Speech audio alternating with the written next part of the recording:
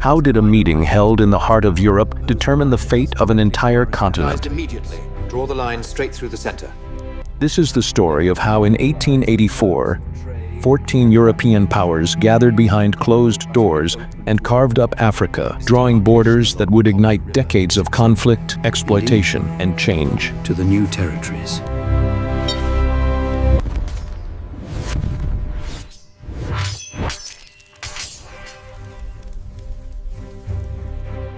Africa, at that time, was a land of vast wealth. The gold mines of West Africa, the ivory-rich forests of the Congo, and countless other natural treasures made the continent the envy of the world. But beyond its resources, Africa was home to thriving civilizations and powerful kingdoms, such as Ashanti, Dahomey, and the Zulu, each with its own rich history and culture. Yet none of these were considered when the European powers convened in Berlin. The Industrial Revolution had transformed Europe, and with it came an insatiable hunger for raw materials to feed booming factories and economies. Africa, still largely unexplored by Europeans, appeared ripe for the taking. To maintain peace among themselves and prevent conflict over competing claims, the major European powers, Britain, France, Germany, Belgium, Portugal, and others, agreed to meet to formulate rules for colonizing Africa. The key word here is rules, because these agreements formalized the exploitation and division of the continent without any African representation. The conference was called by Germany's Chancellor Otto von Bismarck and was held from November 15, 1884 to February 26, 1885, in Berlin. Diplomats and officials from 14 European powers gathered, including Austria-Hungary, Belgium, Denmark, France, Great Britain, Italy, the Netherlands, Russia, Portugal, Spain, Sweden-Norway, the Ottoman Empire, and the United States, although the U.S. would decline to sign the final act. Notably absent were any African delegates, highlighting the disregard for African sovereignty and voice in deciding their own fate.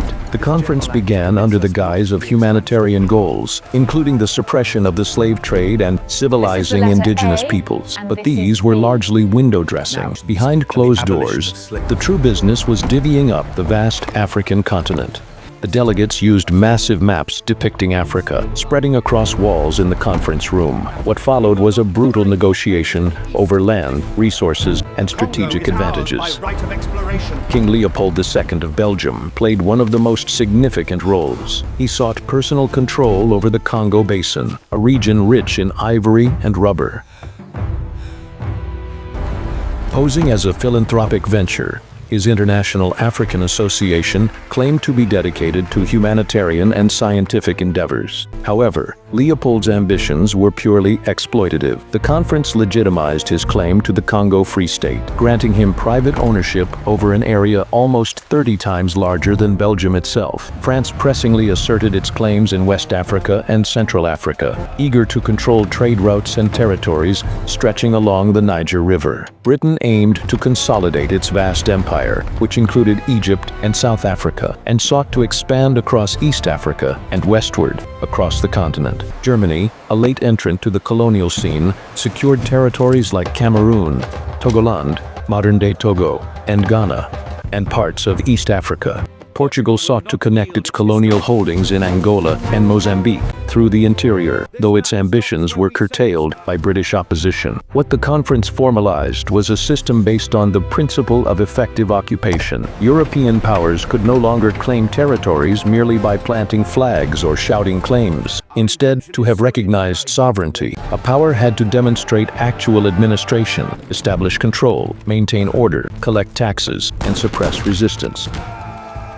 This necessitated immediate and invasive European presence deeper inside Africa, accelerating the colonial conquest and disrupting indigenous societies and polities that had thrived for centuries. The conference also established free navigation rights along the Congo and Niger rivers, promoting European trade interests while ignoring African sovereignty. Territorial lines were drawn with little regard for the myriad ethno-linguistic, cultural, and historical boundaries that had governed African relationships. Tribes and kingdoms were split, rival ethnic groups forced together, and new political entities were created on paper, cutting across centuries-old realities. These arbitrary borders sowed seeds of future conflict. The final general act of the conference was signed by all but the United States, which refrained due to internal anti-imperialist pressures. The act recognized formal European claims and set the rules by which the scramble for Africa would proceed for decades to come. In the decades following the conference, European powers rapidly expanded their control. By 1890, about 90% of Africa was under colonial rule. Exploitation and oppression were systemic. Africa's wealth was plundered, its people subjected to forced labor, cultural erasure, and political subjugation. The Congo Free State, under Leopold's personal rule, became a symbol of horrific abuse and genocide, with millions of Congolese lives lost under brutal rubber harvesting regimes. Yet, Africans did not passively accept this fate. Resistance movements erupted across the continent, from the Zulu Wars in the south to the Ethiopian victory at Adwa, where Italy was defeated. These struggles were often brutally suppressed, but they ignited a spirit of defiance and desire for self-determination that would fuel independence movements lasting well into the 20th century.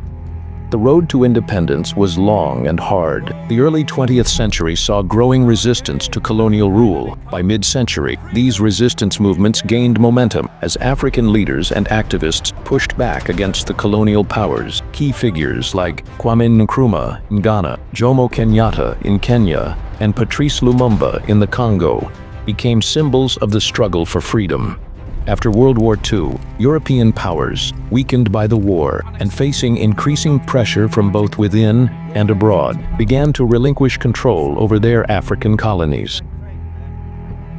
The 1950s and 1960s became the defining era of African independence. Ghana became the first sub-Saharan African country to gain independence in 1957, followed by a wave of decolonization across the continent. In Nigeria, leaders like Nnamdi Azikiwe and Obafemi Awolowo championed the cause of independence.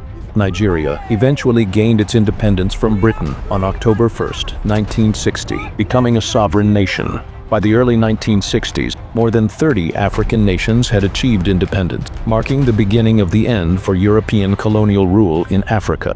However, this newfound freedom did not come without challenges. The borders drawn by the Berlin Conference remained, and newly independent African nations were left to navigate the complexities of their colonial legacies, ethnic divisions, economic instability, and political fragmentation. These borders, drawn with no regard for the continent's ethnic or cultural groups, led to ongoing conflict and struggles for unity in post-colonial Africa. The Berlin Conference did not merely divide Africa, it redefined its future in ways still deeply felt. Many of today's national borders in Africa trace back to the lines drawn in Berlin and the subsequent treaties born from the conference's outcomes. These borders ignored the continent's complexities and laid the foundation for post-colonial conflicts, civil wars, and political struggles. To this day, the legacy of the Berlin Conference looms large. It symbolizes the beginning of a century-long colonization that stripped Africa of its wealth, dignity, and autonomy. But it also marks the start of a long, hard-fought journey of resistance and liberation, a testament to African resilience and the indomitable spirit of its people. The story of the Berlin Conference is not just one of European triumph. It is the prelude to an epic saga of struggle, survival, and liberation that continues to shape the African continent and its peoples.